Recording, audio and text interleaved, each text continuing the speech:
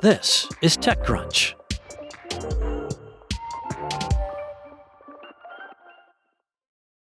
A former engineer at Elon Musk's xAI has filed a suit against the company and its parent SpaceX, claiming he was fired for raising concerns about AI safety. Devin Kim, who left xAI last September, filed the suit in a California state court on Tuesday. The complaint comes days before SpaceX is set to join the public markets in what's shaping up to be the largest IPO in history. According to the lawsuit, which TechCrunch has viewed, Kim became a prominent voice for AI safety while working on Grok, xAI's AI chatbot. He allegedly complained repeatedly about xAI's failure to prioritize safety in Grok's development, a product that has since come under fire for a range of safety and behavioral issues. In particular, Kim was concerned with the possibility that Grok could foment discrimination and help spread information about weapons of mass destruction. The lawsuit reads, Grok, of course, proved Mr. Kim right by engaging in spectacular displays of online hatred and vitriol, with the model likening itself to Hitler. Following the Hitler debacle, Mr. Kim worked to reevaluate Grok's political bias and discriminatory tendencies. A few months after Kim departed xAI, Grok made headlines again when the chatbot was asked to flood X, Musk's social media platform that also falls under the xAI umbrella, with non-consensual sexual imagery. The lawsuit also positions Kim as a whistleblower who was concerned about xAI's alleged disregard for AI safety as unlawful in areas such as internet regulation, consumer protection, and unfair business practices, and arms and explosives regulation, among others. xAI and SpaceX did not immediately respond to requests for comment. Kim's focus on AI safety predates his time at xAI.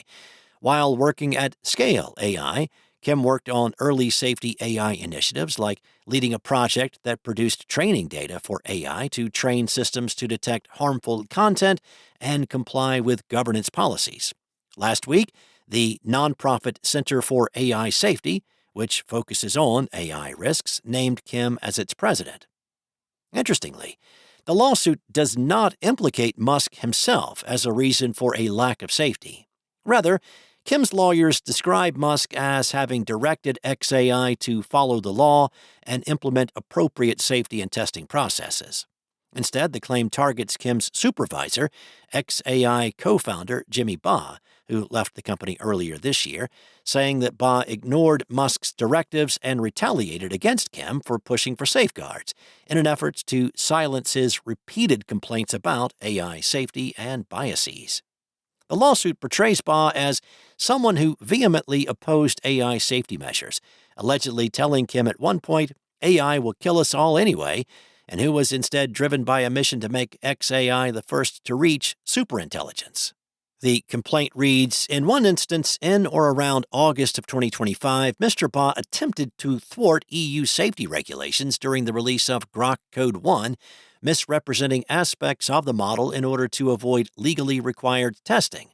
Mr. Ba indicated that he would rather release an unsafe model than a poor-performing one. Mr. Musk ultimately had to intervene. According to the lawsuit, Kim intended to give a presentation of his findings the week of September 15th of 2025, but Ba called him into a meeting and told him they should go their separate ways, without providing a satisfactory reason. Kim is seeking compensatory and punitive damages, as well as a declaratory judgment that xAI and SpaceX's conduct was unlawful. Microsoft has signed a 3-year agreement to buy nearly 37,000 tons of carbon removal credits from Indian startup Alt Carbon, marking the tech giant's first enhanced rock weathering deal in Asia. Under the agreement, Alt Carbon will deliver 36,920 metric tons of carbon dioxide removal credits by 2029 from its Darjeeling Revival project in eastern India. Microsoft also has an option to purchase additional volumes if the startup meets delivery and verification milestones. Now, the deal follows reports that suggested Microsoft, the world's largest buyer of carbon removal credits, had paused parts of its carbon removal procurement program. The company rejected those claims, saying it remained committed to its climate goals, even as it refined its sustainability strategy. The agreement is a potential boon for AltCarbon, a Bengaluru-based startup founded back in 2023 that is focused on carbon removal projects, including enhanced rock weathering. This technique involves spreading crushed basalt and other silicate rocks on farmland to speed up natural chemical reactions that help store carbon dioxide. AltCarbon sources basalt from the Rajmahal traps in eastern India and deploys it across farmland in West Bengal, where the rock reacts with rainwater and atmospheric carbon dioxide to form stable bicarbonates. Discussions from Microsoft began in early 2025 and culminated more than a year later after extensive scientific review, due diligence, and contract negotiations. Microsoft also required additional monitoring, reporting, and verification measures beyond registry requirements, including expanded data sharing and carbon quantification protocols. The deal comes as buyers increasingly look for proven carbon removal projects in a market where verified supply remains scarce. Hundreds of startups have emerged promising to remove carbon dioxide from the atmosphere. However, only a small fraction have delivered verified credits at commercial scale. AltCarbon has issued nearly 10,000 carbon removal credits through enhanced rock weathering to date, making it the world's largest issuance of such credits. The startup expects to issue another 15,000 credits by the end of the year. AltCarbon operates 2 carbon removal projects in North Bengal, including one dedicated to Japanese shipping giant Mitsui O.S.K. lines, and a larger program from which Microsoft's credits will be sourced.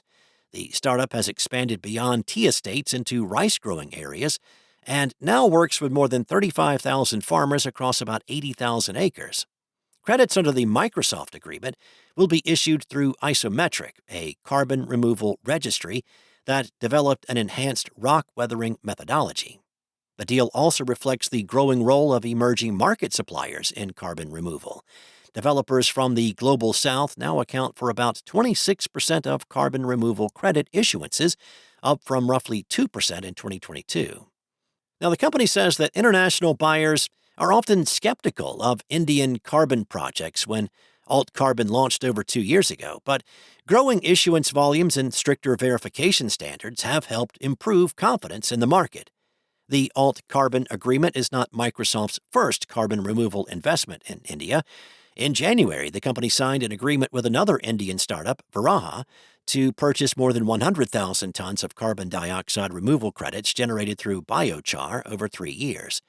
Microsoft joins a roster of buyers of AltCarbon's credits that includes procurement coalitions such as Frontier, whose members include Google, Stripe, and Shopify, and NextGen, backed by companies including UBS, Swiss Re, and Boston Consulting Group, according to registry data. AltCarbon, which last year raised $12 million in a seed funding round, has built its own MRV infrastructure, including laboratories in Bengaluru and Darjeeling, that it uses to analyze soil and water samples and quantify carbon removal. The company said improving verification capabilities and lowering measurement costs will be critical to scaling enhanced rock weathering projects in India and beyond. That's all for now. For the latest tech news, go to TechCrunch.com.